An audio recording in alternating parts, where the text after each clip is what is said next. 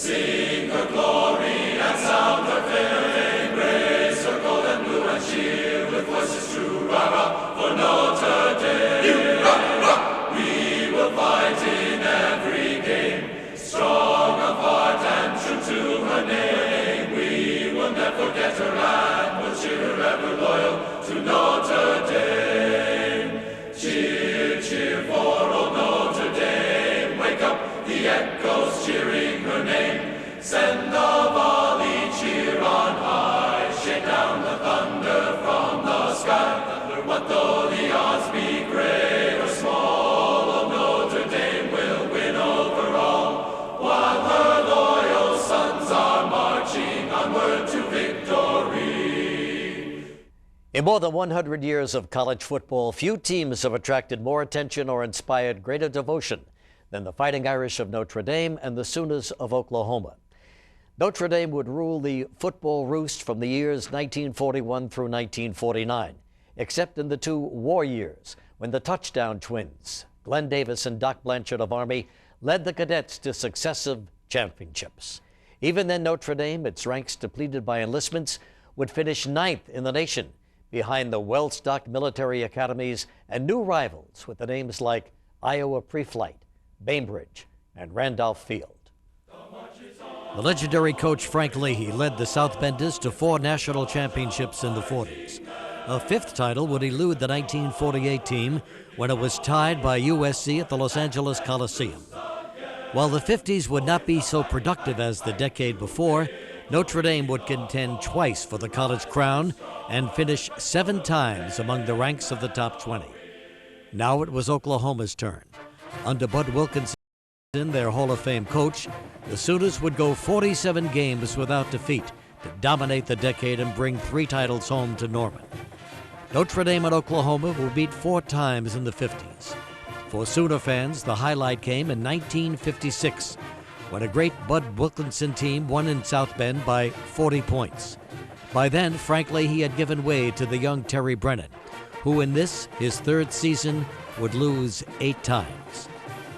Brennan's Irish would get their payback the very next year, ending Oklahoma's record streak just 1 week after the Sooners were declared invincible by Sports Illustrated. As their long run came to its close, shocked Oklahoma fans sat silent in the stands for a full half hour.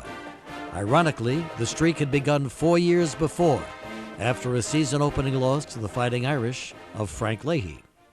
Among all the teams to face the powerful Sooners over the years, Notre Dame's 8-win, 1-loss record is the best. For those who were there that year and the 50 million who watched it on TV, the best of that best may well have been the initial meeting. The Fighting Irish football team of 1952 was a year away from greatness. On offense, there were only 2 senior starters, guard Tom Seaman and captain Jack Alessandrini. 3 veteran players, Bob O'Neill, Dave Flood, and Jack Whalen, would enter when the Irish gave up the ball. Those 5 were the only regulars on campus for the 1949 championship run, the 4-loss season that followed, and in 1951, when Notre Dame finished unranked for the 2nd season in a row. But there was promise.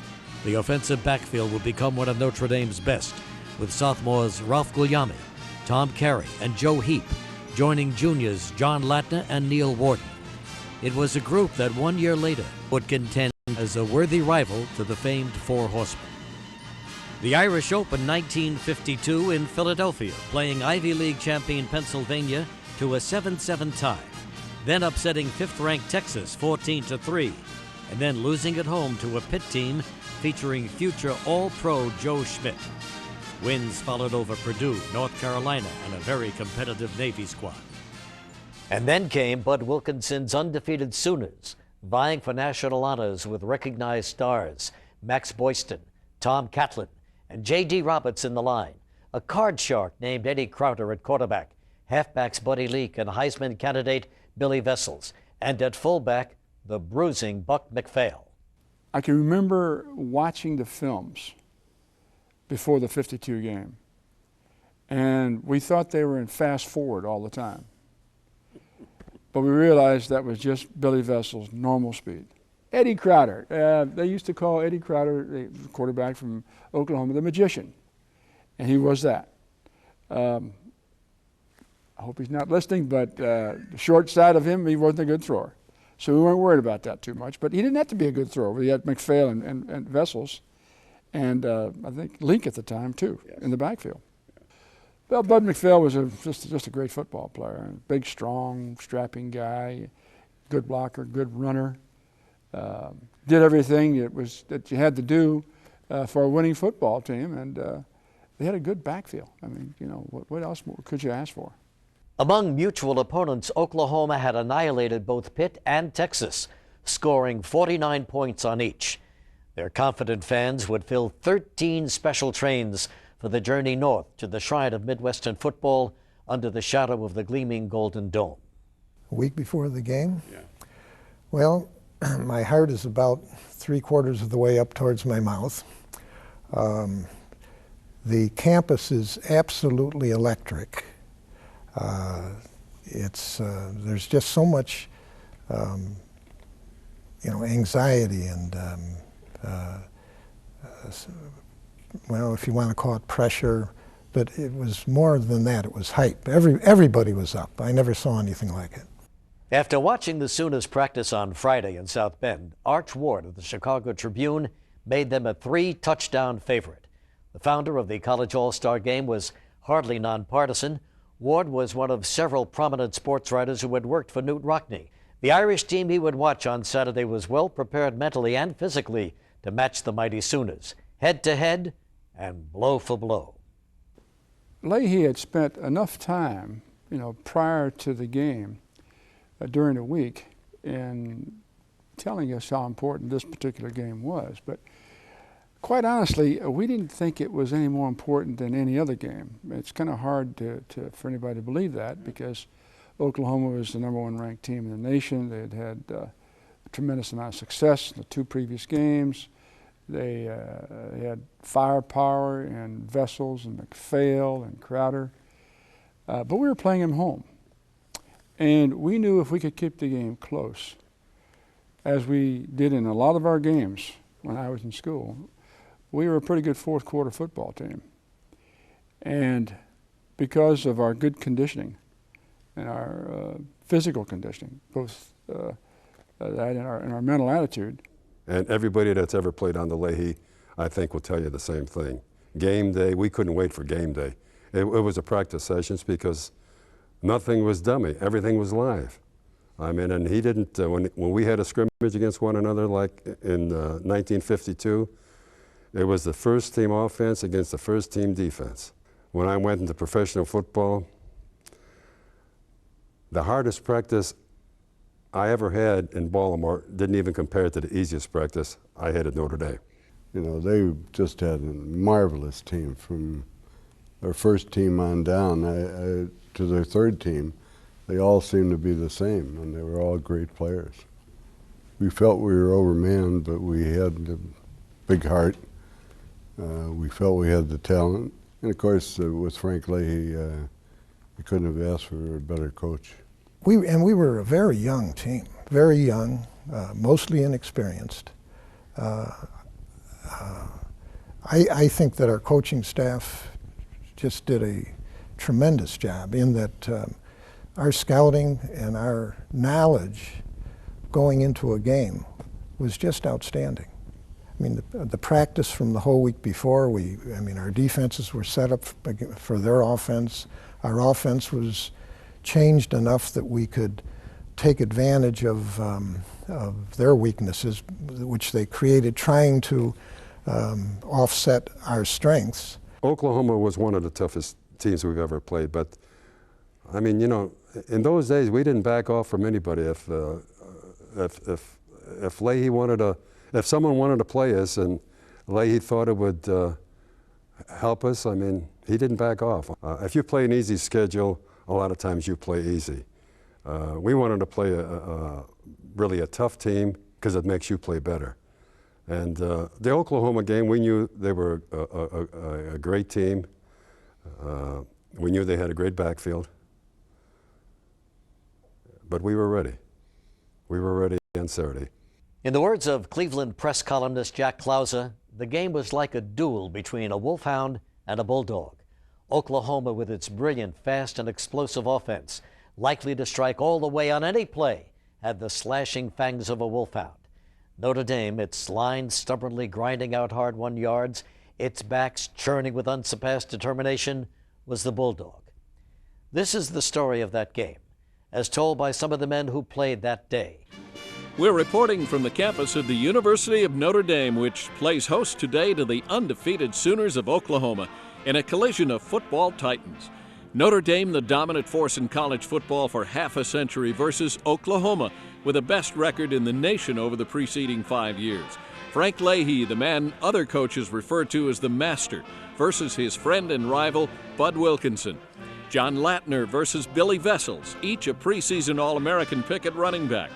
An Oklahoma team laden with senior stars against a band of hard-nosed pluggers from Notre Dame, mostly underclassmen, trying to recapture the glory of the post-war years when the Irish went 39 games in a row without defeat. Both teams employ the split T, but the Sooners are considerably more experienced with this option-oriented offense. Ironically, much of what the Irish do today on the attack comes from lessons taught to them by a member of the Oklahoma staff. A lot of people don't remember that Bud Wilkinson sent down Gomer Jones in my freshman year to teach the line coaches at the University of Notre Dame during the spring the theory of isolation. Bud Wilkinson admired Leahy so much he would allow Gomer to come down here for 6 weeks. Leahy and Bud Wilkinson were great friends, so it was not only a big game for him to approach and have a meaningful results, but it was something he wanted to do to beat his good buddy, Bud Wilkinson. In 5 victories this year, the Oklahoma offense has worked like a well-oiled machine running at full speed, the Sooners averaging more than 40 points a game. Notre Dame, on the other hand, has struggled. In only 1 of 3 games against ranked opponents have the Irish scored more than 14 points. Turnovers have plagued the South Benders, who have fumbled 32 times in 6 games. On defense, Notre Dame appears to have the edge, having held opponents to 11 points per game compared with 14 points a game allowed by Oklahoma. And now the starting lineups. For the Fighting Irish, junior Don Penza will start at right end. On the inside, at tackle and guard, are Frank Vericchione, a regular last year as a freshman, and senior Tom Seaman, the best blocker on the team according to the Notre Dame coaches. Junior Jim Schrader anchors the center. Captain Jack Alessandrini, a senior, and sophomore Fred Poehler will be on the right side, while Art Hunter, a 225-pounder who started last year at center, will be at left end.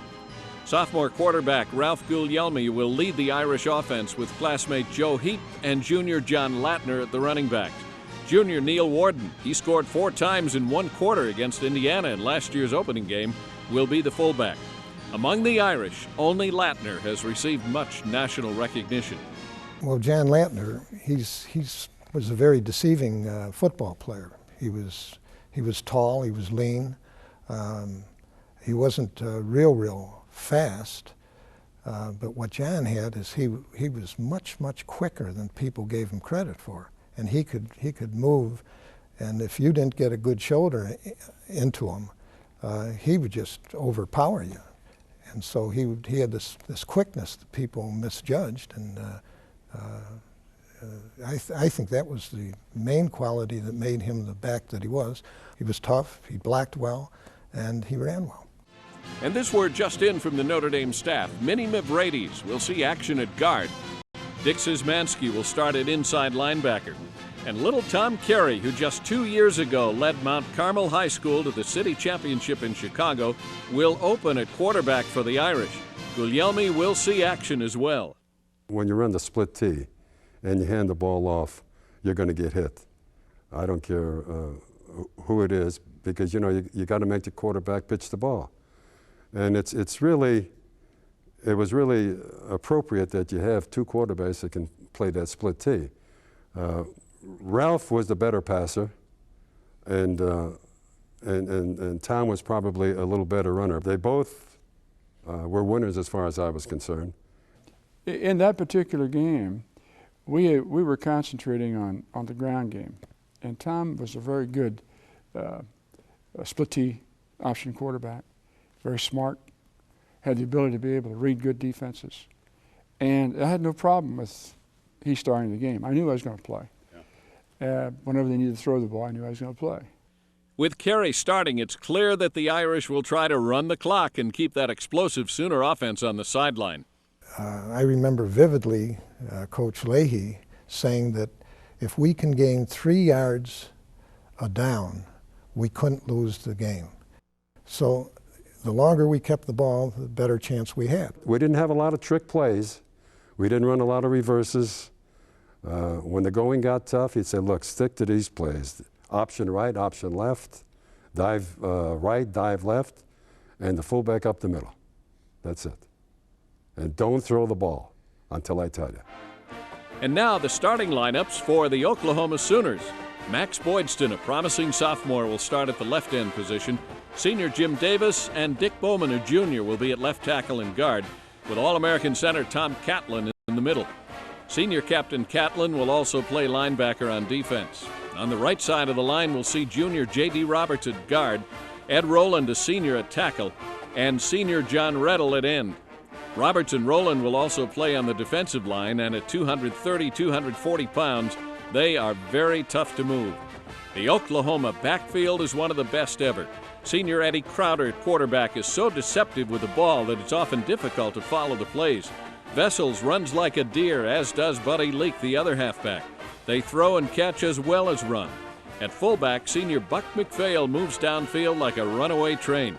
He led the Sooners in rushing last year.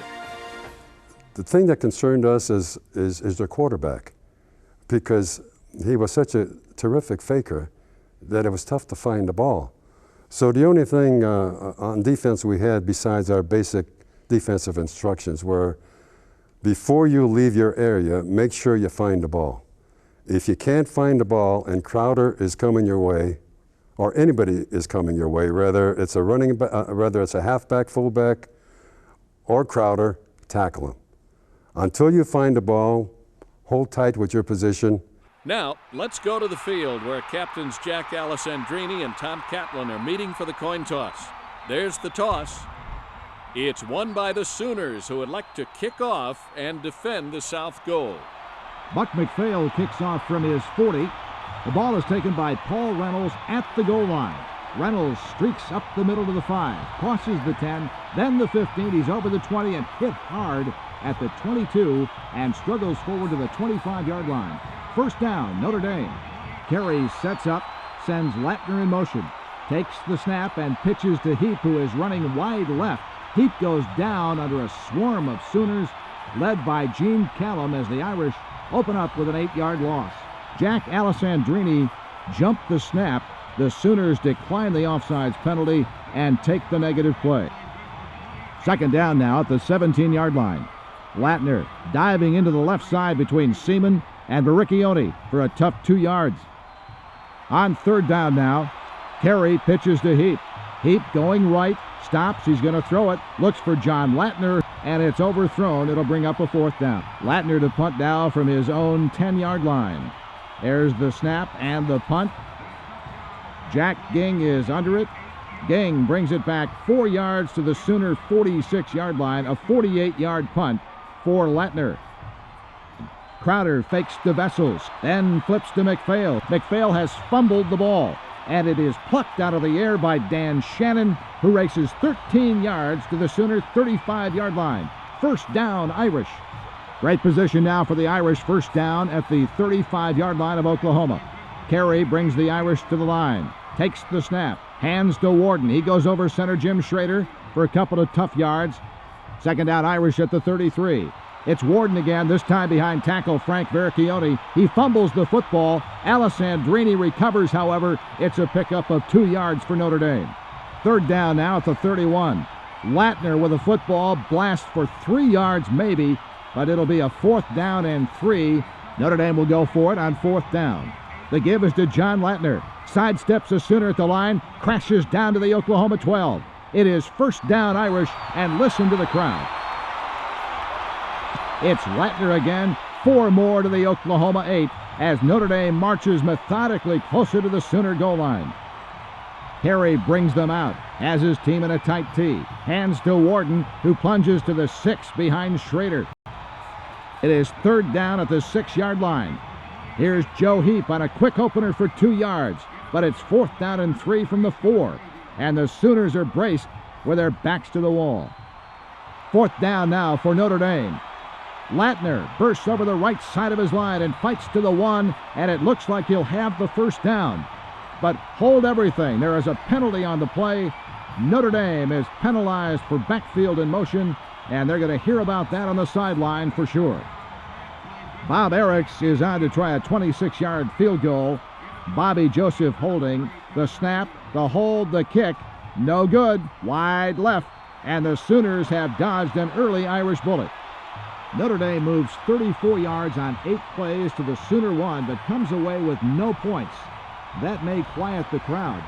Will it also deflate this sky-high Irish football team? With the presence of Leahy on the sidelines, the air never went out of our balloon. We knew if we had a letdown, it was going to be a rough Monday, the following Monday. And we knew that the only way we could beat this team was to give 101% on each and every play. So there was no letdown. We might have made mistakes, and we might have even missed some tackles, but we did not have a letdown. We would not let ourselves have a letdown. The Sooners put the ball in play on their own 20 now. Crowder pitches to Vessels, sweeping right, and he'll pick up 5 before being buried by Bob O'Neill with linebacker Szymanski and nose guard Jack Lee also in on the tackle. On 2nd down now for Oklahoma. Here's a quick opener to right halfback Buddy Leak. He plows ahead for about 2 yards. It'll bring up 3rd and 3 for the Sooners. Crowder pitches to Leak. He's met by John Latner with a textbook tackle. Leak loses 3. It'll bring up 4th and 6 for Oklahoma, and they're going to have to punt. Reserve quarterback Bob Eubank is on to punt for the Sooners, and here's the kick to the Irish 34. Reynolds takes it there and fumbles the football forward. It is out of bounds at the 35-yard line. 1st down and 10 Irish after the 42-yard punt. 1st and 10 Irish at the 35-yard line. Carey hands off to Heath, and he squirms through a small hole on the left side. A pickup of 4 yards. It'll bring up 2nd down and 6. On 2nd down now, Latner takes a handoff and goes nowhere. He's taken down by Big Ed Rowland, J.D. Roberts, and linebacker Sam Allen also in on the play. Give him a yard. Call it 3rd down and 5. Carey drops to pass. Fires to Warden, who speeds up the sideline for 9 yards. And, the referees rule he went out at the 44-yard line. 4th and a long 1 for the 1st down. Latner punting again from his own 30 to the Sooner 25-yard line where the ball bounds past Jack Ging. Ging picks it up, loses the handle, recovers, and is hit at the 15-yard line. 1st and 10 Oklahoma at their own 15-yard line. McPhail bursts through blocks from Bowman and Davis. A 9-yard pickup close to a Sooner 1st down. What a treat to see fullbacks like McPhail and Warden competing on the same field. McPhail is bigger and McPhail is quicker, but Warden is a pit bull who never stops grinding. I think Buck McPhail probably was a little better runner, but Neil Warden was a better blocker. Neil Warden would run over you if he saw you, and Buck McPhail would probably give you a hip motion. They're both great in their positions. Neil probably fit the Notre Dame pattern because Leahy liked his fullbacks tough, and he wanted great blockers. So that's the only comparison I would say, but I would love to have either one of them on my team. 2nd and short now for Oklahoma. Vessels slams straight ahead for 6 yards before the stop from Reynolds and Szymanski. Crowder gives to McPhail, who bursts over center, and he's hit. No, he's going to keep it and throws to Leak in the right flat. Leak is hit by Jack Whalen, fumbles, recovers, goes down at the 47. It's another Oklahoma 1st down. Oklahoma is on the move now near midfield. Leak takes the pitch, sweeping left. Here comes Paul Reynolds, hard from his safety position, and downs Leak with a horse-collar tackle. It is 2nd down and 9 for the Sooners. On 2nd down now, McPhail plunges over center behind Tom Catlin. He's stopped by Szymanski after a gain of about 3 yards. On 3rd and 6 now, Crowder hit by O'Neal on the pitch to Billy Vessels. Vessels wisely falls on the errant toss, and that's a 9-yard loss. So Oklahoma will have to punt it away. Eubank back for the punt, booms this one all the way down to the Irish 5-yard line. Reynolds takes it and brings it up to the 10. First down, Notre Dame from their own 10-yard line. Guglielmi is in at quarterback now, handing to Heap, and he goes over the left side for a 5-yard pickup to the 15, but wait a minute, there's a penalty marker down. The Irish are caught for holding, and that moves the ball all the way back to the 1-yard line, and Oklahoma fans are on their feet and screaming now. They sense something good is going to happen here. Guglielmi and Latner nearly misconnect on the handoff, and John falls forward for 2 yards to the 3-yard line. Warden now takes a vicious hit from Ed Rowland. No gain. We'll give him a yard to the 4. Latner now burrows out to the 7-yard line, where it'll bring up 4th down, and you can feel the apprehension of the Irish fans. So Notre Dame will have to punt it away again. Latner from his own end zone. Here's the punt, carries to the 35, then gets an Oklahoma bounce before it is finally down by Neil Warden. That's a huge break for the Sooners, who get the ball just outside the red zone at the Irish 27-yard line. Oklahoma ball, first down at the Notre Dame 27. Crowder fakes to McPhail. Looks for Billy Vessels and has him at the 10, and Vessels rockets untouched into the end zone for the touchdown. A perfectly executed play. The Sooners are on the board, and where in the world was the Irish defense when Vessels caught the ball? You have to use that play action when you expect a run, and then throw the ball, because if it's not going to work if it's 3rd and 15. If it's 2nd and 4, you know, as a linebacker, you got to play the run. So what had happened in that particular play, and I don't remember whether it was myself or somebody else, we went for the fake and didn't drop back, and undoubtedly a couple of the running defensive backs probably did the same thing, and they just snookered us. Buddy Leak is in for the point after. It is up, and it is good, and Oklahoma takes the early lead. McPhail in for the kickoff. And there it is. Good kick. Reynolds bobbles the ball at the 2, starts upfield, and is dropped at the 17-yard line. Here come the Irish, and just listen to the crowd. If you can imagine the 60,000 people, as that game went on, built up, and nobody really gave us a chance. We were all young kids really playing a very mature team. And as the fans started sensing that we had a chance of winning that game, I mean, they got into the game, and the whole stadium, I vividly remember it being just electric. And I think that the whole Oklahoma team was just a little taken back by all of that. Guglielmi still at quarterback for Notre Dame. Hands to Warden, a 4-yard pickup, 2nd down and 6. 2nd down now for Notre Dame. It goes to Heap.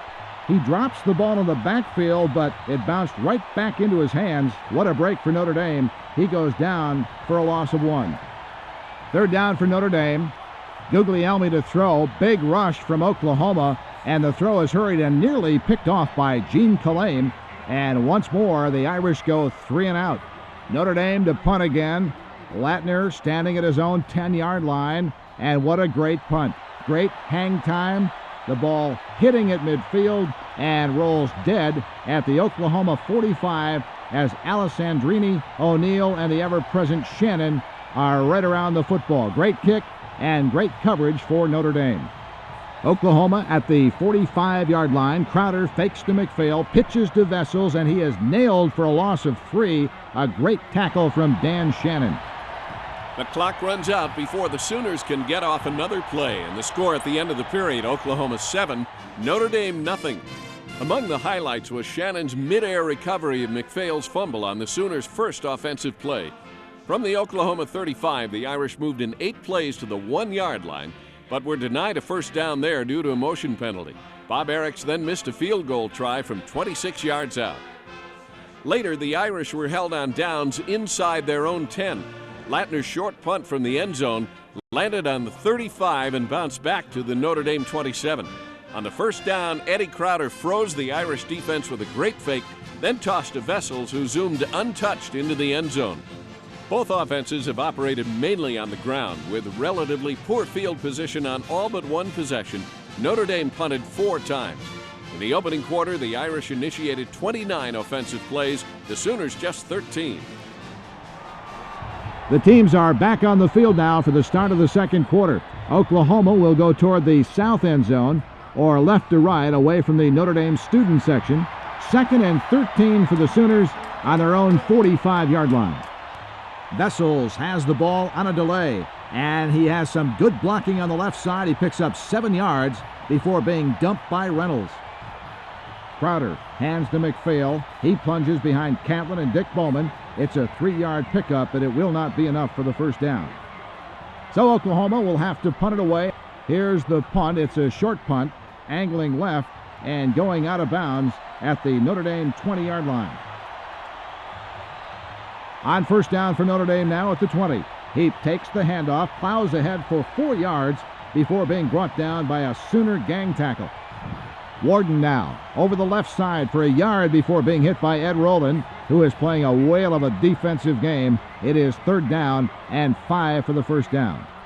Latner now crashes over the right side behind guard Minnie Mavridis for 9 big yards before being down by Tom Catlin. First down, Irish. Latner now slants right. There's an opening. 13 yards, close to midfield. He is caught from behind by Jack Ging. It's another Notre Dame first down. Guglielmi hands to Warden along the left side, and a pickup of 1 before he is down by Rowland and Kalane. 2nd down now for the Irish. Guglielmi is going to throw the football. He drops 5 steps, turns and fires for Latner. He was open, but the ball was out of reach. It is 3rd down and 10. Guglielmi to throw again. This time a short pass to Warden. He gets to the Sooner 49, but he fumbles the football. Mavridis is there, however, falling on the loose ball. Latner will punt it away from his own 40, where Vessels calls for a fair catch. Great downfield coverage by Jackie Lee, and he's swinging his arms wide to indicate he did not interfere. Vessels fakes right, takes the handoff from Crowder, and breaks to the left side of the line for 7 yards before he is down by Lee. Vessels again takes the handoff, runs left, and flips the ball to McPhail at the 25, and the big fullback rumbles another 16 yards to the 41-yard line before being knocked out of bounds. First down, Oklahoma Sooners. McPhail cracks over his left side for 4 yards to the 45. He is hit by Szymanski and a whole host of Irish defenders. It'll bring up 2nd down and 6 for Oklahoma. Green in for Leak at right halfback now. Squirms through Palumbo and nose guard Lee. That is a pickup of 3 yards. Vessels takes a pitch from Crowder, drops back. Here comes Dan Shannon with Paul Matz, his old Mount Carmel teammate, screaming in from the right side. Shannon has him for a big loss, but wait a minute, Billy's going to get the pass off. It flies over the head of the Sooner receiver, so the Sooners will have to punt it away on 4th and 3 from their own 45-yard line. Here's the kick, and it's a beauty, carrying nearly 50 yards all the way to the Irish 3 before it is finally blown dead. And again, the Sooners bury the Irish deep in their own territory. Heap is smothered by several Sooners on a quick opener. Give him a yard at best. Guglielmi to pass now, drops 5 yards into his own end zone, fires deep for Heap. It is over the head of the Irish receiver, and he was blanketed by Jack Ging and Gene Kalane. On 3rd down for Notre Dame now. Here's the delay to big John Latner, who struggles for 2 yards up to the 6-yard line. It'll be 4th and 7 from there. The Irish will be forced again to punt from their own end zone. Latner gets the snap from Schrader, who booms one out to the Irish 43, where, whoa, Nelly, Ging calls for the fair catch, and there isn't a green jersey within 15 yards of it. Well, it doesn't seem possible, fans, but this is only the 2nd time the Sooners have run a play in Irish territory, and there goes Merrill Green on a quick opener for about 5 yards to the 38-yard line, and the Irish need a stop here. And it looks like they've got one. Crowder and McPhail bobble the exchange. O'Neill picks up the bounding ball, and there he goes. O'Neill racing all the way to the Sooner end zone, but it is coming back. Huck O'Neill is known around here as the toughest of the Irish defenders. He is one of only 5 senior lettermen on the 52 squad. Notre Dame football after the turnover.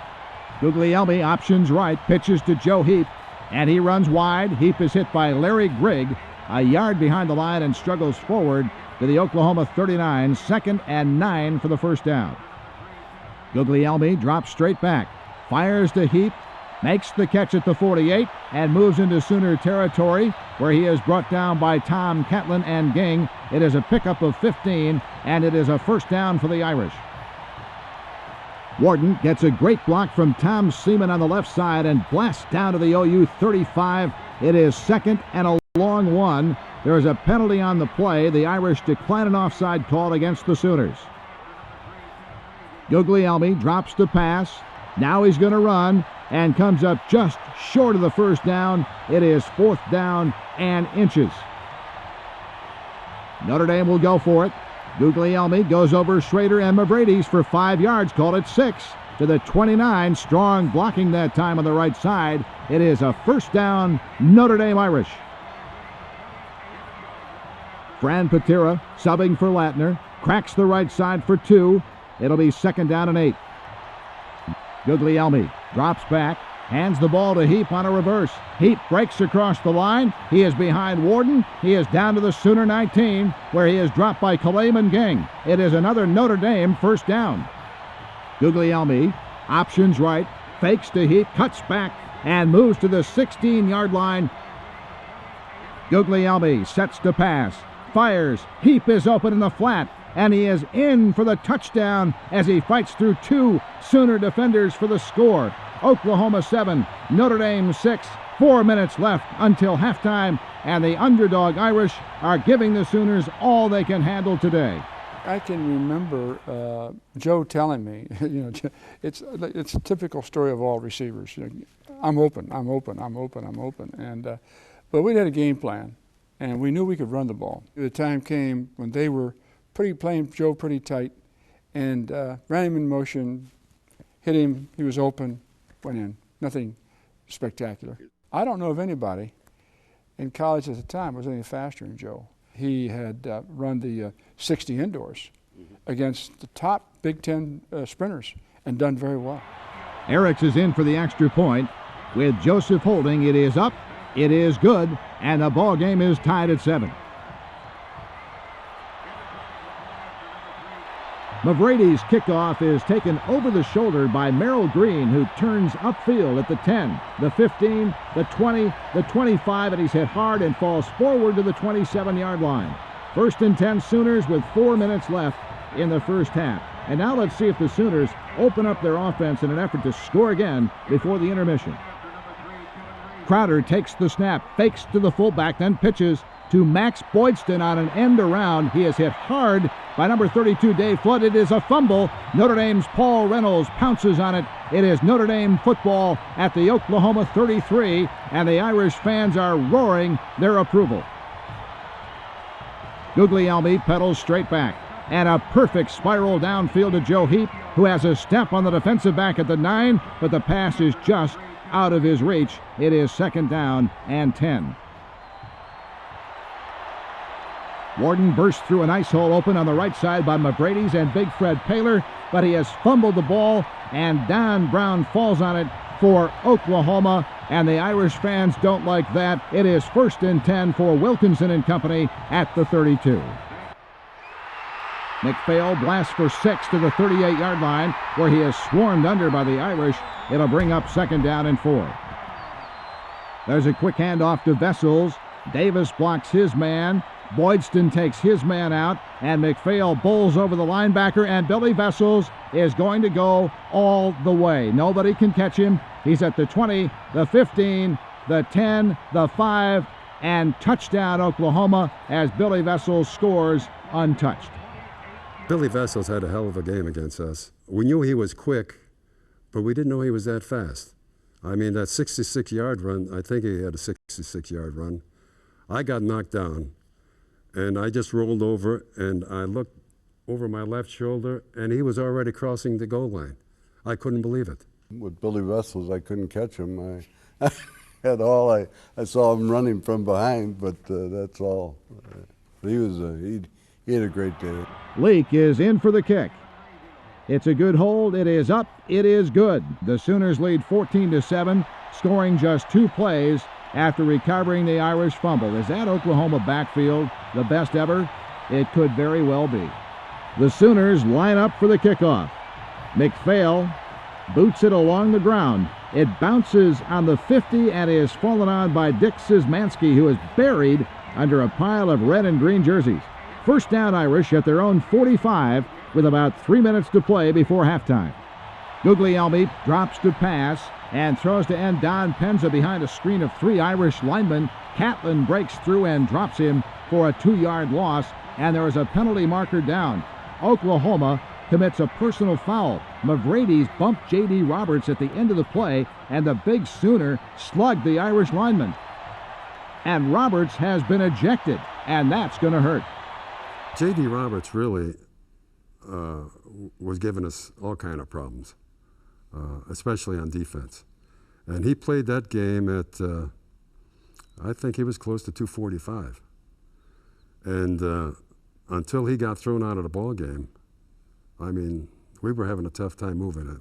So I have the highest respect for him. Guglielmi fakes to Warden, hides the ball at his hip, and sends a bomb downfield to Heap. It is just off Joe's fingertips at the 12-yard line.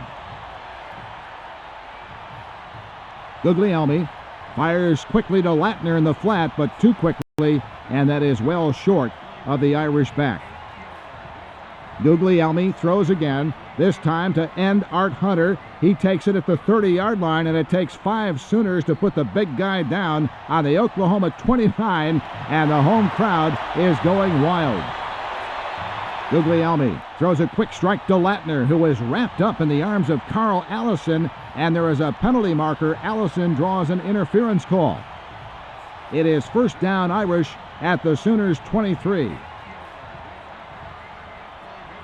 Guglielmi to pass to Joe Heap, and he motors to the 15-yard line. That is an 8-yard pickup. Guglielmi to throw again. The Irish QB drills one to the 5-yard line. It is low and wide of Art Hunter, who is well covered on the play.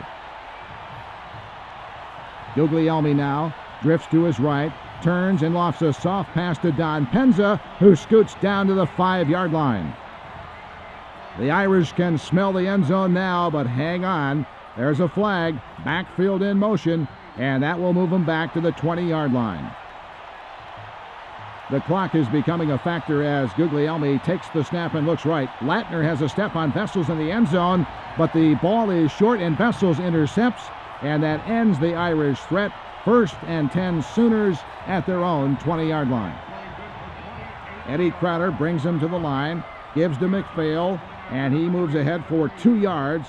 The referees call offsides on the Irish and march off 5 yards. Crowder fakes the pitch and wisely hangs onto the football and picks up 3 yards, and there is the gun ending the first half.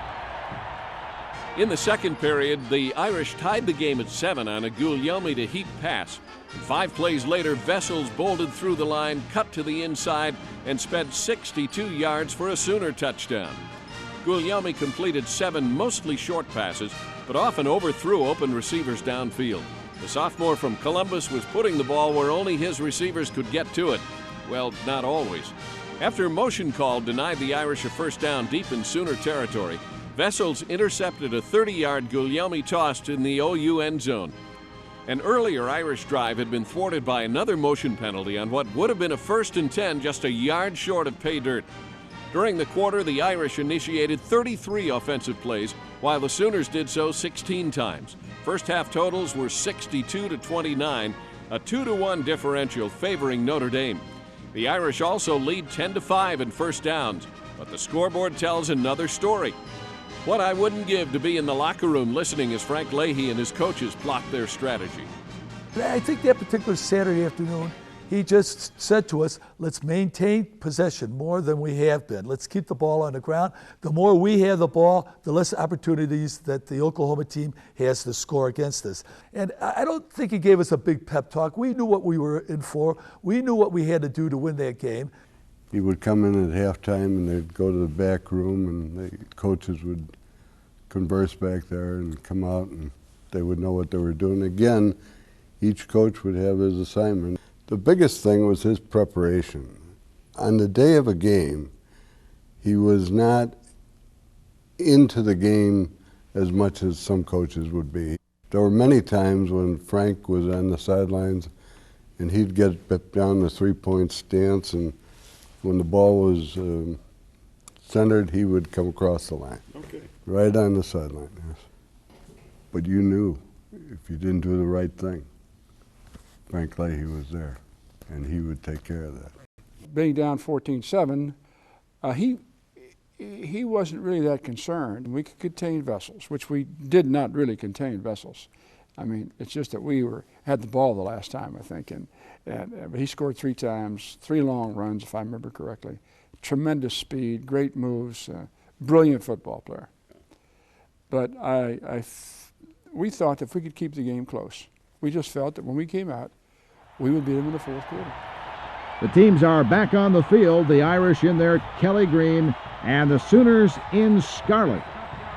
McPhail approaches the football. It's taken at the 8-yard line by Paul Reynolds, who goes to the 10, cuts across the 15, and goes down under a swarm of Sooners at the Irish 20, and we are underway. Carey at quarterback. Hands to Latner, who busts by Tom Seaman's great block for a 7-yard gain. It is 2nd down and 3. It's Latner again on a crossbuck for 4 more yards and an Irish first down just across the 30. Carey options right, fakes the dive, then pitches to Heap, running wide right for 12 big yards and another Irish first down. Carey gives to Heap, who blasts through blocks by Seaman and Veracchione before Don Brown drops him after a 4-yard pickup. Warden smashes into Oklahoma territory. It is another Irish first down, their third at only 5 plays in the half, and the Irish line is beginning to have its way with the Oklahoma Sooners. We knew we could run the ball. Our line execution at the time was excellent. You know, we had guys, Mavrides, Jack Lee, Tom Seaman, we had Shannon, Veracchione, Jim Schrader, good football players, good, smart football players. And we could then change the play at the line of scrimmage a lot. The Sooners have 9 men in the box now, but Latner still slashes through for a short gain. Call it 2nd down and 7. Carey options right, fakes the dive, flips to Latner, running wide. Kalame fights through 2 blocks and drops Big John after a gain of 2. Carey fires a strike to Art Hunter, and the big Irish end takes the ball at the 37 and crashes to the 34 before Tom Catlin finally brings him down. On first down, Latner between center and guard, a grinding 4 yards. It is 2nd down and 6 from the Sooner 30 on the 9th play of the Notre Dame drive. Heap on a quick opener plows straight ahead for 2 tough yards to the 28-yard line. Warden slips into the left flat, takes a short pass from Carey, and gains maybe 3 yards before being knocked out of bounds by Gene Callum and Les Lane. And the Irish will go for it on 4th and 1 from the Sooner 25-yard line. On the 12th play of the drive, Warden smashes over the right side of his line to an Irish first down at the 21. Carey pitches to Heap, and he is going to throw off the run to Latner. John makes a nice catch and motors down to the 11-yard line before Sooner safety Jack Ging can drop him. It is 1st and 10, and the Irish are 11 yards away from the tying touchdown. Carey, on a long count now, gives to Warden, who avoids 1 tackler at the 10 before going down to the 8-yard line. Ging and Rowland make the hit. Carey keeps the football, dives into the pile for about a yard. It is 3rd down and 6 at the Oklahoma 7-yard line. Carey gives to Latner, who slashes left. John Reynolds swipes at the ball. It is loose, and Kay Keller falls on the fumble. Notre Dame goes 72 yards on 16 plays, but for the second time today, the Irish fail to score from inside the Sooner 10-yard line. Is that discouraging or what? You asked me about John Latner's fumble and whether it discouraged us. Not at all. The fact of the matter was, he was the guy that was doing a lot of the work, if not most of the work, and those things happen. Again, that's part of Leahy's training, is when something adversarial happens, now is the time you step up and play a little better and try a little harder and be a little tougher, and that's exactly what we did. And John was the only one that was, at first, I think, he felt bad, but I don't know anybody else that felt bad. I certainly didn't. Crowder gives to McPhail, who dives ahead for 4 yards to the Sooner 18. It is 2nd down and 6. Merrill Green now slams over the right side for a gain of 2 before he is hit hard by Sam Palumbo. Crowder pitches to Vessels, who picks up 4 yards, just enough for a first down. Crowder gives to Green, and he grinds out a tough 3 yards before being dropped by Palumbo. Crowder drops. He's going to throw it. He looks. John Latner intercepts at the 35. He runs to the 30.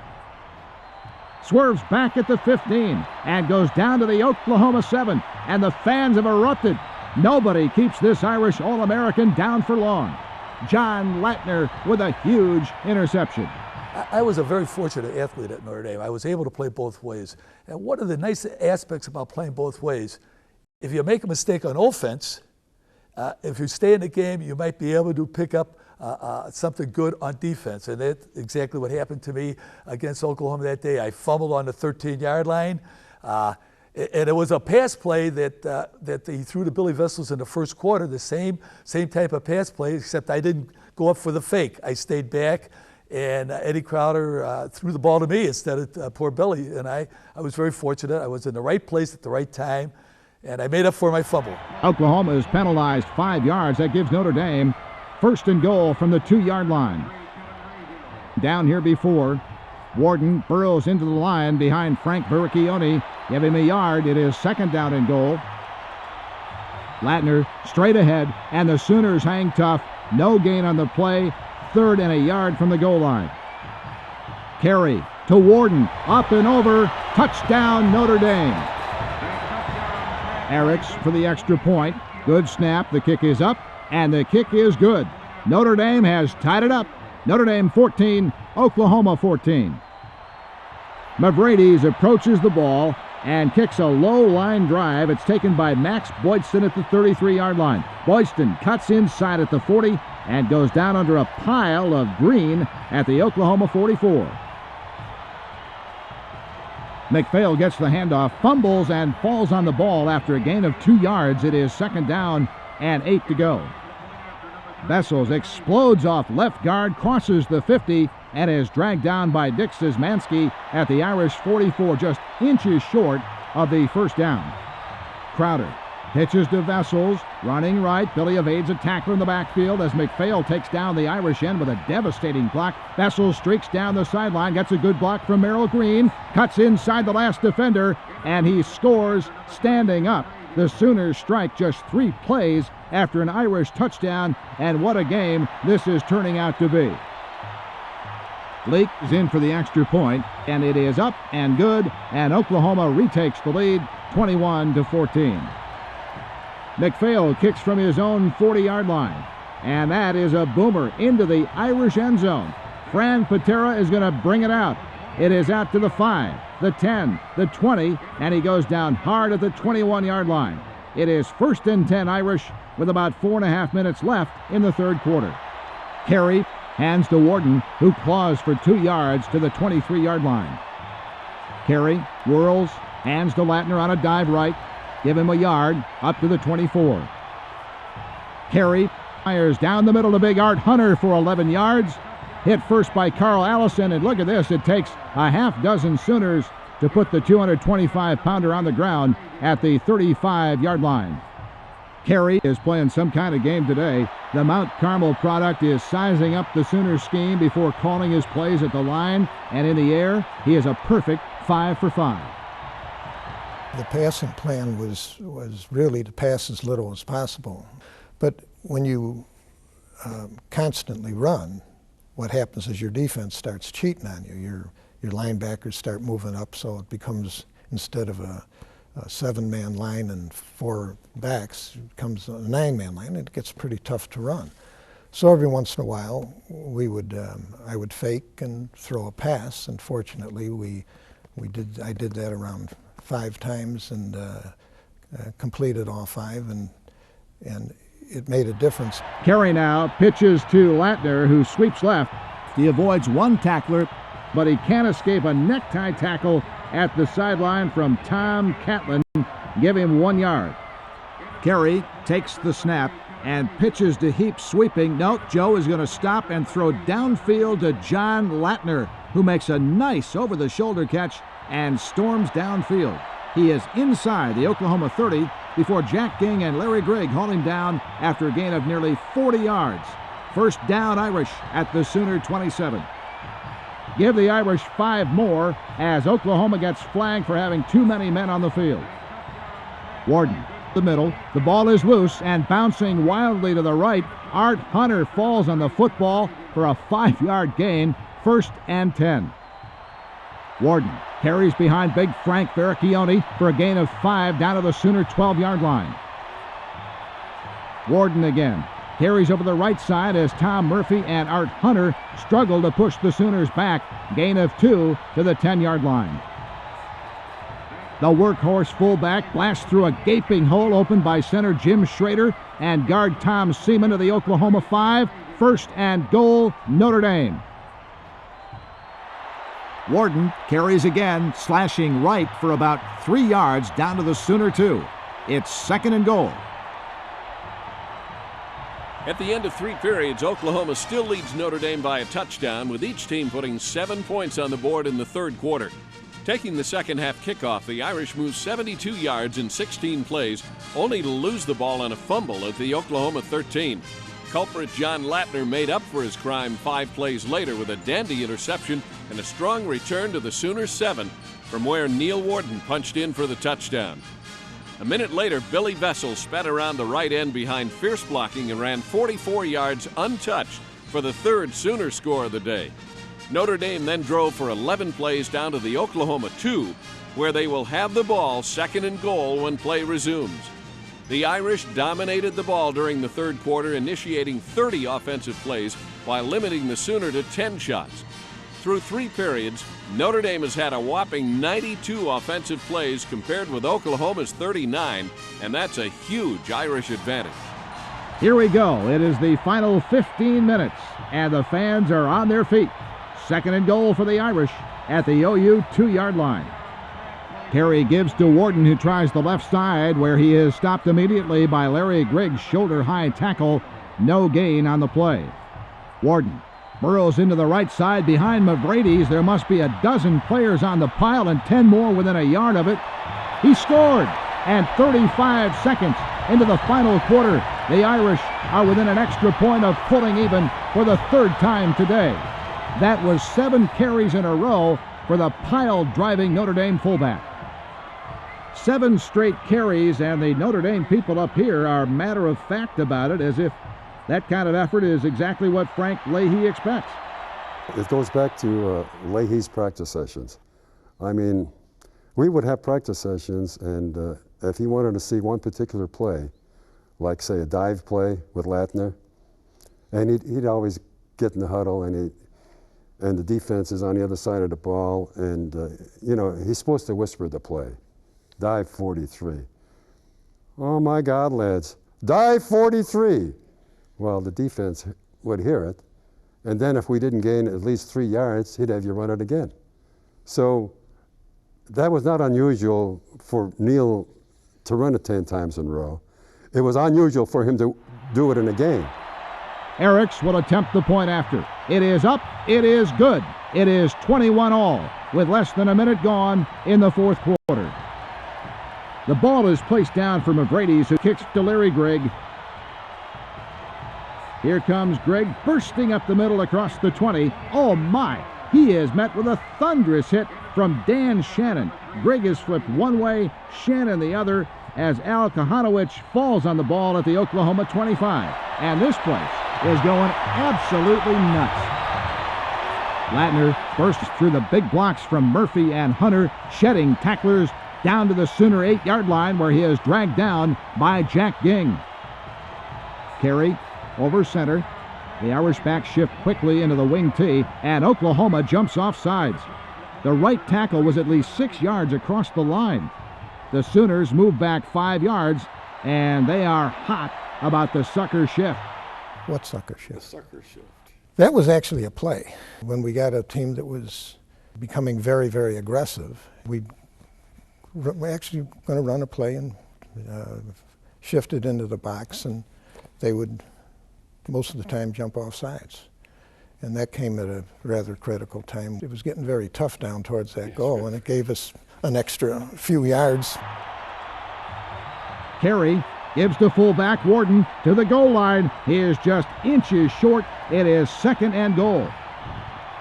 Tom Carey takes the snap and slides in behind center. Jim Schrader, touchdown Irish, and they lead for the first time today. We got right down to the goal line. They had stacked everything up, and it becomes dangerous down there to start trying to hand the ball off. And so I just told our center, you know, let's move them back. We only have a short distance, and I'll come right behind you. And that's what we did. Eriks comes in for the extra point. Here's the kick, and it's no good. Carl Allison came in and deflected the placement. Irish 27, Sooners 21. And that 1-point miss could decide the ball game, fans. We have a report from the field now on Shannon and Grigg, who are up and moving around, and that is good news, especially for the Irish. While Larry Grigg and Billy Vessels are really carbon copies at defensive back, the Irish are kind of thin at outside linebacker. On the right side, Dave Flood, down and out once already, looks a little gimpy. And on the other, Dan Shannon has been a force all day long.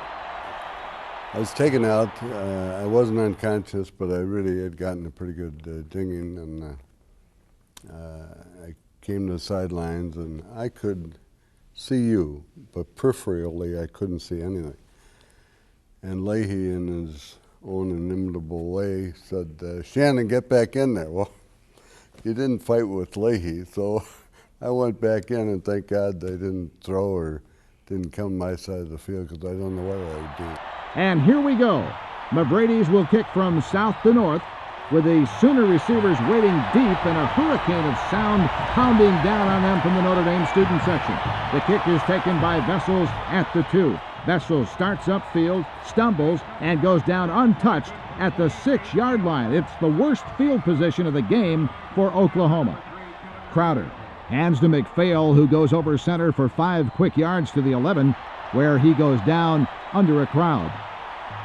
Vessels digs into the Irish pile for 2 yards to the 13. Crowder pitches to Vessels, who turns it up and runs hard to a first down at the 27-yard line.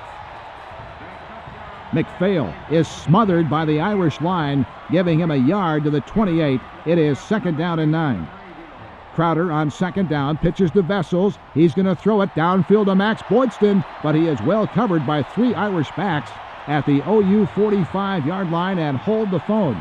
The Irish are called for holding, and the ball moves to the Sooner 43.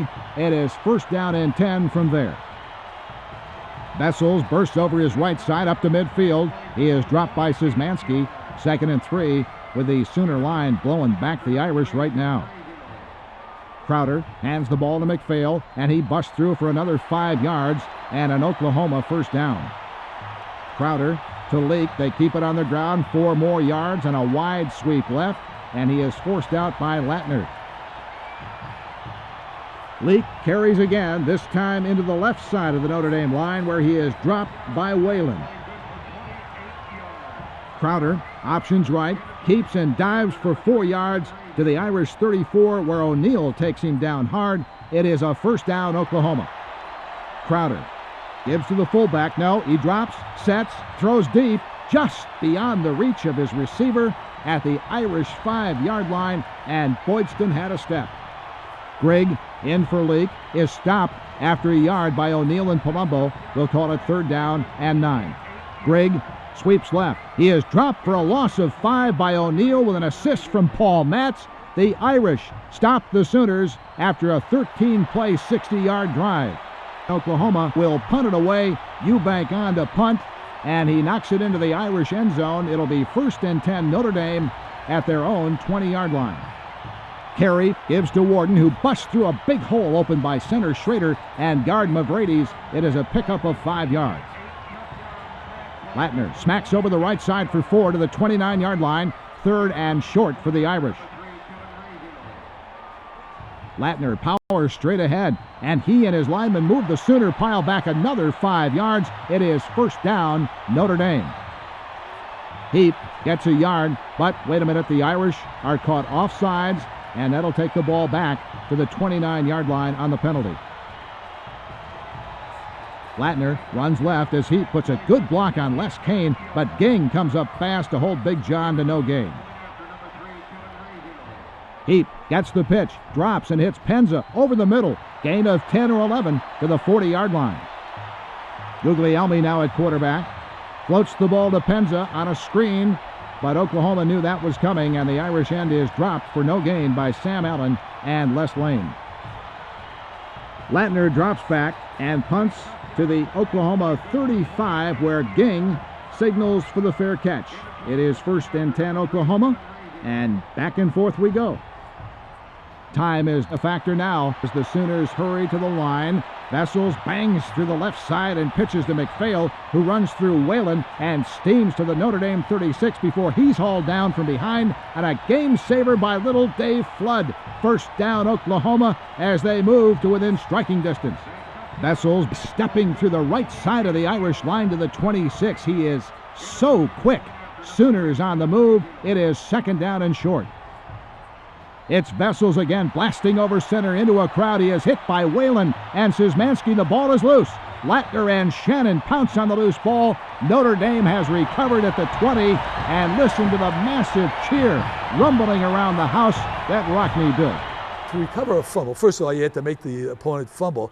And then to recovering that fumble, you had to be at the right place at the right time. Now, if I was at the right place at the right time, I would have been probably tackling that ball carrier, except I was a spectator, and when the ball popped out after, I think, Jack Whalen tackled him, I was there to recover. So it was a lucky fumble recovery for me. Carey in at quarterback. Whirls, hands to Paul Reynolds, subbing for Latner. He picks up 5 to the 25-yard line. Time is definitely a factor now as the Irish try to run the clock. Latner is back. He dips and ducks his way to the 33. A dandy 8-yard pickup. It is 1st down Irish, and this place is rocking. Warden over center for 3 yards as the strong Notre Dame line moves the pile back again. It is 2nd down and 7. Latner smacks up to the 39, but there is a penalty marker down. The Irish are called for illegal use of the hands. 2nd and 16 from the Notre Dame 27. Warden on a direct snap from center goes for 3, maybe 4 yards to the 30-yard line. It'll be 3rd down and 13. Carey is hit as he tries to pitch, fumbles, and falls on the ball for a 5-yard loss, and the Irish are forced to give the ball up. And there's a penalty. They are moved back another 5 yards on a delay of game call. Latner to punt from his 10 to the Sooner 40, where Vessels loses the handle. An Irish player swipes at the ball, misses, and Vessels reclaims the pigskin. He goes down at the 45. 2 minutes and 35 seconds left in this ball game. Crowder dropping, looking to throw, looking long. It's the bomb, and it is over the head of Max Boydston. It'll bring up 2nd down and 10. Crowder pitches to Vessels. He's running right. McPhail spills Shannon, but Palumbo and Whalen are there to make the hit at the Oklahoma 49. It is a pickup of 4 yards. Grigg now looks to pass, pulls it down, rambles for 11 yards before Latner trips up the Sooner on a shoestring tackle. It is first down, Oklahoma. Can the Sooners do it? It is bedlam in this place. Crowder pitches to Vessels. He's going to throw, and he overthrows a well-defended Larry Grigg. It is 2nd and 10 with 1:20 to play. Grigg on the delay, gets to the 36 before the Irish backers put him down. It is 3rd down and 6 to go. Vessels gets the pitch. He's going to throw. Here comes Sam Palumbo. He gets it downfield, but it is well over the head of a streaking Max Boydston. 40 seconds to play. Crowder gives to Grigg, who hands to Vessels on a reverse, and he rockets over the 35, the 30, down to the Irish 26-yard line. 10 seconds to go. Vessels, the screen pass, nobody there. Boydston was deafened by the din of the crowd, and he missed the call. 2 seconds to play. Vessels drops, throws to Boydston in the middle of 3 defenders.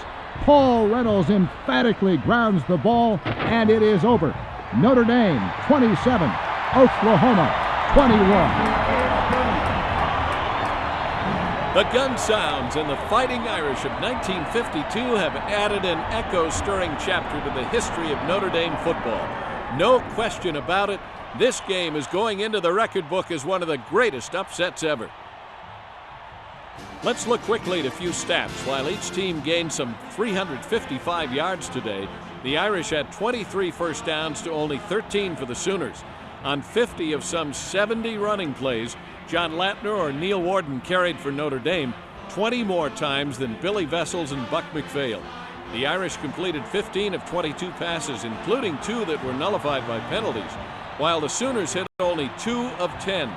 No one expected Oklahoma to come out throwing, and when they did throw, largely in the final period of the game, it was puzzling. What I was surprised that they didn't run Vessels more during those 13 or 14 minutes. They threw the ball. They did try to do some interior running, but I think they made a mistake, in my mind anyways, that they didn't try to go wide with Vessels a few more times. Billy had the speed and he had the stamina. We were concerned about their passing, but we were more concerned about their line, how they wouldn't split it out. They wouldn't spread their backs off. They didn't go into a flanker position. In fact, they let Billy throw the ball more than he ran the ball that last 13 minutes, and that kind of gave us a break to loosen up. We played basically a zone defense because we didn't want any of them to get behind us. They tried to go long on us, and we had most of the deep men covered pretty good. In only 1 of 4 quarters, the last, did Oklahoma have more opportunities to advance the ball than Notre Dame.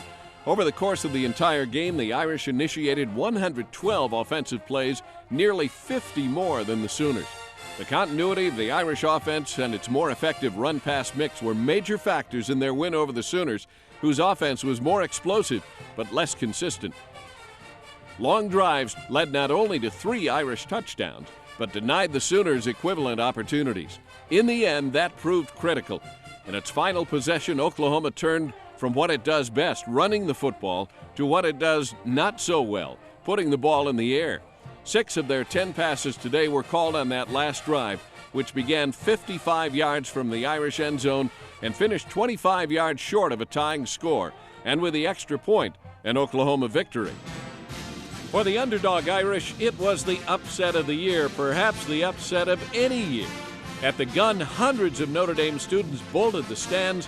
When they tried to hoist him on their shoulders, Frank Leahy pointed insistently at his players, indicating the credit was theirs.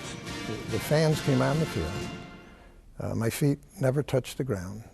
Picked us up, ran out of the stadium, off the field, down the ramp, up the ramp, out, and the next time my feet touched the ground was, I think I was in the middle of Cartier Field. I mean, it was probably the most exciting thing that ever happened to me. And it was all spontaneous. As a matter of fact, my recollection was after the game, the next day, I got hurt more, or beat up more, going from the stadium to Cartier Field than I did playing most of the game. I'm coming off the field, and Tom McHugh, who was a fullback came up and patted me on the back and said, "Great game, Dan." And I said, "Who won?" And he said, "We won." Well, that was wonderful. And I got in the locker room, and my dad comes running in the locker room, all excited, and he said, "How are you?" I said, "Dad, I'm wonderful." "Why?" He said, "Your mother is sitting in the stands saying the rosary, thinking you got a broken neck, and you say you're wonderful." So I asked him to sit down and tell me what happened, and that's how I knew that I hit somebody. The Sooners' Bud Wilkinson attributed the Notre Dame victory to the superb physical condition of the Irish and their indomitable spirit. Notre Dame had simply refused to lose. Coach Leahy called the game a lesson for life. It proved, he said, that if you want anything bad enough, and if you're willing to dig in and work for it, almost anything is possible. Football stars aplenty blazed with special brilliance on that November day some 50 years ago. For Oklahoma, Eddie Crowder was masterful. Nobody ran the split tee attack any better. The magnificent Billy Vessels accounted for 2/3 of the Sooner offense and averaged more than 11 yards a carry. His play that day certified Billy the Kid's Heisman Trophy run. Often it was fullback Buck McPhail who led Vessels downfield. McPhail ran inside with power and outside with surprising speed. Together, Vessels and McPhail would gain more than 4,000 yards in 3 years at Oklahoma. On the other side of the ball, the Sooners were equally impressive. While the Irish scored twice on long second-half drives, every bruising yard was hard-won. They had a good defensive team. They hit us as hard as we hit them. They didn't give an inch, and we didn't give an inch. So it was a great game between two good football teams. For the Irish, Frank Leahy called the spirited two-way play of John Latner a key to the Notre Dame win. Considered one of the best all-purpose backs since George Gipp, Latner would win the Maxwell Trophy in 1952 and collect the Heisman in 1953. He was a consensus All-American both years, and his performance against the Sooners showed us why. I didn't think I did that well, but apparently I did. I didn't know I had 98 yards on the ground, and I had a couple passes caught for 47 yards, and I knew I fumbled, but I forgot all about recovering the fumble. Those were, I guess those are nice statistics, but you have to be at the right place at the right time, and I was there at the right place at the right time, an interception and on a fumble. I think we had a great complement of good athletes that weren't just good football players. And one of those guys, probably the best all-around football player that I ever played with, was John Latner. He had the ability to do most everything and do it well. Punt. I guess he could kick field goals if he asked him to do it. Run, pass. Played great defense when we had to play it. Great team player. Smart. On defense, Jackie Lee, the little lion at nose guard, tackles Sam Palumbo and Bob Reddy, Huck O'Neill and Paul Matz at the ends, linebackers Shannon, Szymanski, and Flood, and the three backs behind them, Latner, Jack Whalen, and Paul Reynolds at safety, played with controlled fury. Al Kohanowicz and Jack Stevens, a transplant from the Irish basketball team, filled important roles in relief. Dan Shannon's ferocious hit on the Sooners' Larry Grigg came to be known as the tackle heard round the world. A forgiving Bud Wilkinson would say in his letter to Sooner fans that no back anywhere could have held on to the ball in a collision like that. Dan's tackle, which really gave us back the ball at a critical time in the game, which now, instead of us being at the disadvantage, we had the advantage if we could go in and score. And so, everybody was just high as a kite. We got in and just went right down and did what we knew that we could do. And that was really to me, that was the key part of the game.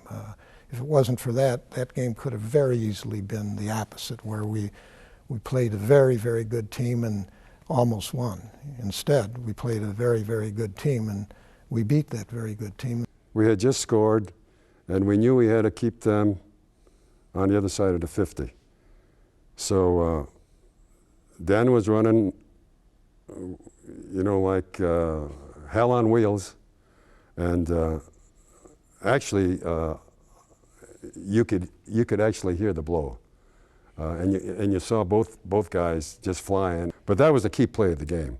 I mean, now if that play would have been in the first quarter or first half, it wouldn't have been that important.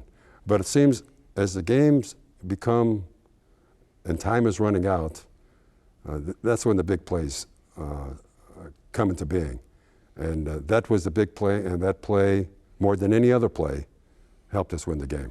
The offensive line of Penza, Vericchione, Seaman, Schrader, Alessandrini, Mavridis, Paler, Murphy, and Hunter rose up to win the war in the trenches, particularly in the second half when the Irish mounted 3 time-consuming drives. Well, our line was hitting like I don't think Oklahoma ever was hit like that. And so we were just followed through on the game plan, and that was to gain those 3-4 yards play. So we'd go up the field and spend many minutes and score, and then we'd kick off to them, and they'd go and come back, and then we'd grind it out again, and that was really the whole game. Ralph Guglielmi threw a TD pass to classmate Joe Heap, who ran through 2 defenders into the north end zone. Heap would become the only Irish player ever selected 3 years in a row as an academic All-American.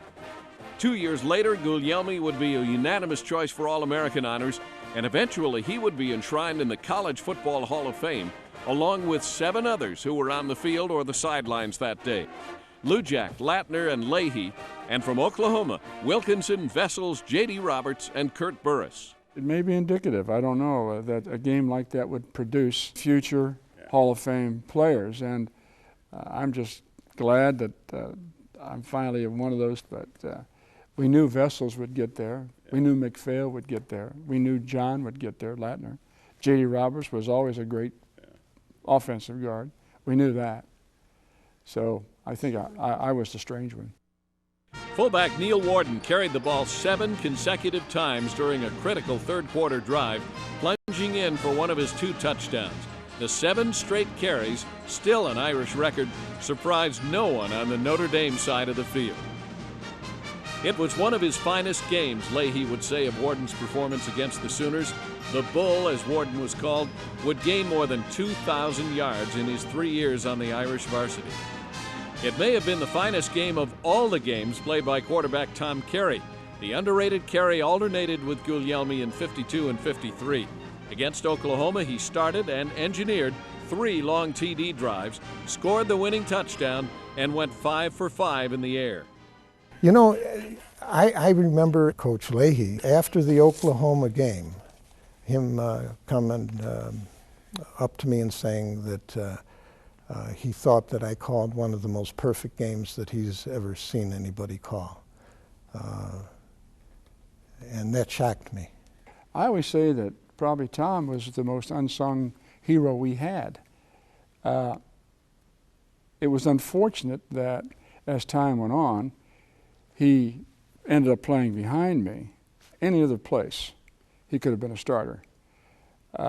Unfortunately, as I say, at the time I was just that much better, and that's the way the coaches saw it. That's the way I felt too, naturally. Of the 7 ranked teams they faced in 1952, Notre Dame lost only to Michigan State. The Spartans were ranked number 1 that year, while the Irish finished 3rd, just ahead of Oklahoma. With youngsters in so many key spots, it could have been a humbling campaign, Leahy would say later.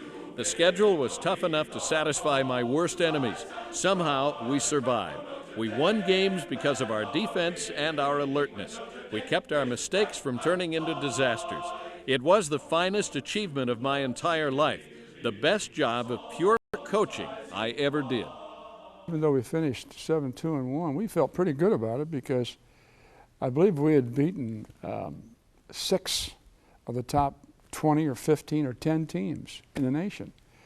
I think that's what gave advent to the fact that we finished ranked 3rd in the nation in 1952. But I think the pollsters knew that we had a good football team, played a good schedule, and beat some darn good football teams. I really think the success of that season was really based on the fact that we had a very, very intelligent team. I mean, to be able to get to the line of scrimmage and call maybe every other play at the line through a code system, and to have players that pick up on it and day in, game in and game out, do it without mistake, it was just, it was marvelous.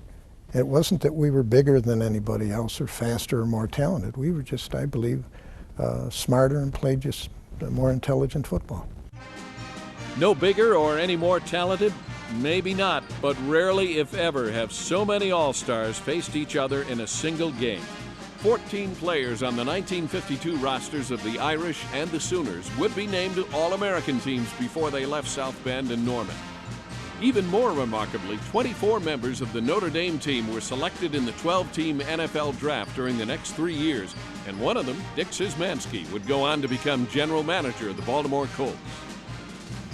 2 Heisman Trophy winners, more than a dozen All-Americans, 2 Hall of Fame coaches, big plays on both sides, 7 touchdowns with 5 of them answering a score by the opposing team, ferocious hitting, a victory secured only on the final play, the winners carried off the field on the shoulders of their fans. It was a game for the ages. And we're signing off from South Bend, Indiana. Boom a Sooner, you Oklahoma fans, and to Fighting Irish followers, cheer, cheer for old Notre Dame. The maturing Irish of 1952 would lose once more, only once more in the next 2 seasons. They credit much of their success to Frank Leahy, a brilliant coach, a motivator, perfectionist, consumed by his love for Notre Dame and his team, the lads. He was all of that and much more. I think Leahy, besides being a great coach, was a great motivator. I mean, he could come up with speeches before the game and at halftime and just get you all riled up. And then come Monday, you think back about the speech that he gave us and you'd say he got us again. Now we're opening up the season in 1953 with Oklahoma. And that spring, they cut down practice from 6 weeks to 20 days within a 6-week period. So what had happened is we knew we were going to practice on Saturday because we always practice on Saturday. But we heard through the grapevine that he wants to practice on Sunday, but he's going to let the team vote on it. So when he comes in the room, he says, "Oh, my lads." He said, "You know, we have a tough schedule again next year. We're opening up our season with Oklahoma, and you know what happened down here in South Bend." He says, "But I know that they've cut down on our spring practice, and I know we're practicing on Saturday, and I'm gonna try to ask you lads to practice on Sunday." He says, "But we'll let you lads vote on it." And Joe McCardle and Bob McBride, they were giving out pencils and papers, and all of a sudden, Leahy says, "Oh my God, coaches, dispense with the paper and pencils. We'll just have a show of hands." So we figured we got him because we're all going to stick together. And he says, "Okay, lads, who doesn't want to beat Oklahoma come September 3rd?" And nobody raised their hands, and we practice on Sundays. Leahy was always a very conservative guy. We never had a lot of plays. We probably had maybe 25 or 30 plays that we would run from different formations. But he insisted, as all good coaches do, that each play must be run a definite, finite way to accuracy at all times against every possible defense we would face, and every blocking assignment had to be exact. And we would practice one particular play. I mean, we might practice one play for one practice. A simple handoff to Joe or to Johnny or a little trap play to Neil. We might run that play 50 times in one practice just to get everything exact. I played in games where I was given 3 plays, 3 one side, 3 the other. And you would read the defense and you would use the plays, and then you would fake that play and it was all sort of a chess game. He was a tremendously focused person. In fact, I really believe that he almost killed himself because of the desire and the effort and his thoroughness. And we never went into a game that we didn't know the defenses that we're going to play against, what offense we should do, what defense was best to retain them. He was just an extremely, extremely thorough coach who didn't like to take any chances. From a player's viewpoint, I just can't say enough about the fact that he was almost the perfect person for football because he was tough, disciplined, and he appreciated players that were that way, and that's how he viewed football. Leahy and his assistants were Rockne disciples. They believed the best way to teach was to drop into a three-point stance and show the lads firsthand how football was played at Notre Dame. In those matchups, the odds always favored the guys in the baseball caps. Well, you know, I played under three coaches in the Hall of Fame, Don Shula, Weeb Eubank, and Frank Leahy. Shula was General Patton. Weeb Eubank was like a high school principal. And Leahy was like a CEO. I mean, he's the nicest guy in the field. I mean, he would never talk to you directly. My coach was Wally Zimba. If he didn't like what he saw me doing, he'd say, "Oh, Coach Zimba, what is Big Dick doing? I mean, what kind of block is that? See what you can do after practice with him." I mean, he wasn't the bad guy. He was the good guy. The assistant coaches were the bad guys. McBride, he had a Bunker Hill in the on Cartier Field that you mentioned before, and he was a disciplinarian. And if you did something wrong, you would go over to Bunker Hill. Now he could use his hands and his fists and his arms. You had to just block him. There were many a day that the players just laid on Cartier Field, and we wouldn't be able to, those that were walking into the locker room, wouldn't be able to help them. They had to get in the locker room themselves. So the next year when we were going both ways, they switched me to an end, and I wasn't doing too well, and I would fall back as a linebacker on defense, and they said, they pushed me down to second team. And I really got depressed. And they said, "Well, what do you want to do?"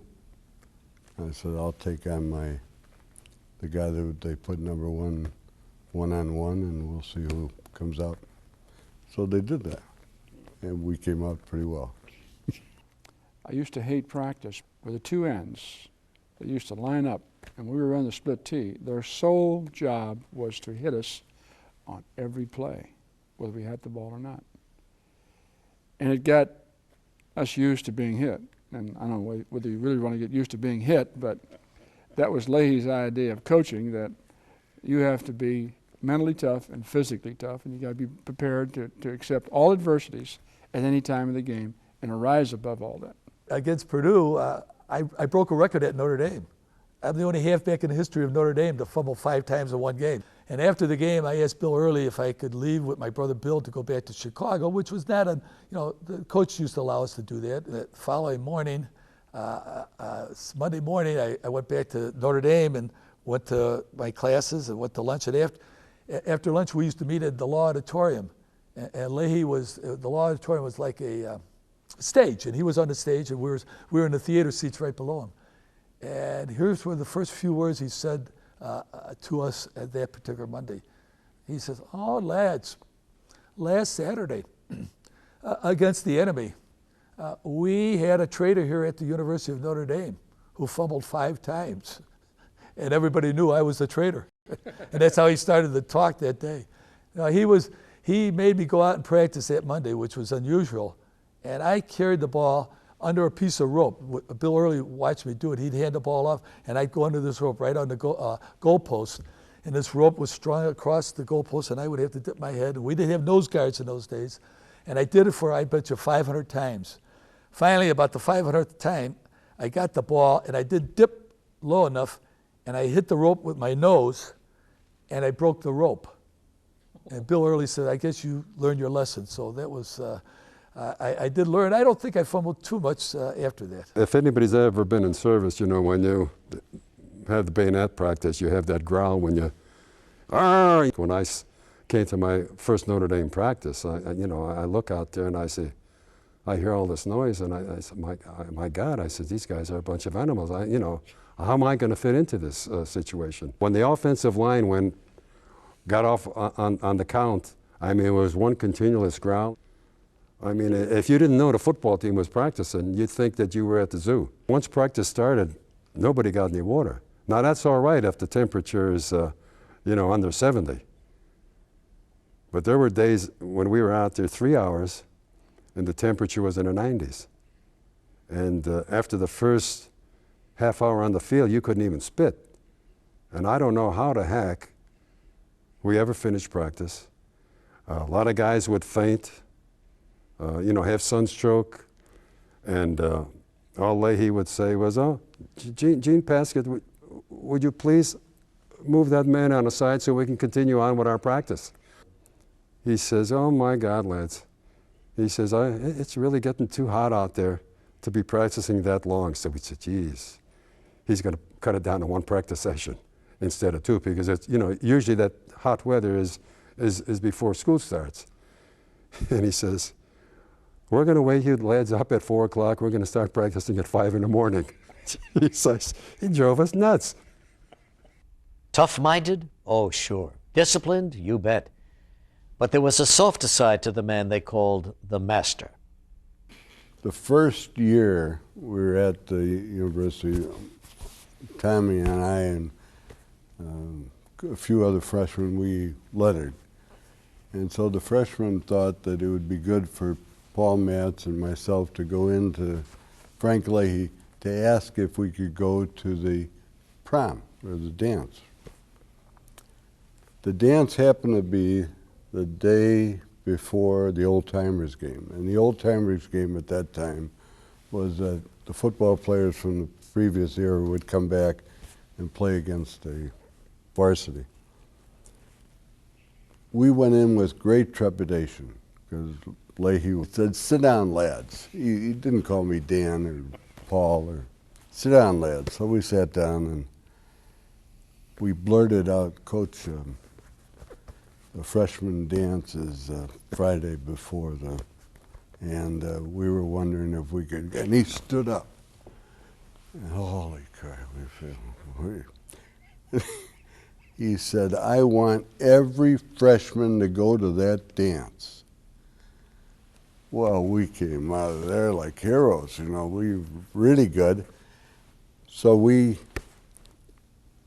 when the dance came, we happened to be walking across Carter Field. I think Tom was with me, and Paul Matz, and Dick Fraser, I believe, and we all had our ladies there. He calls them ladies.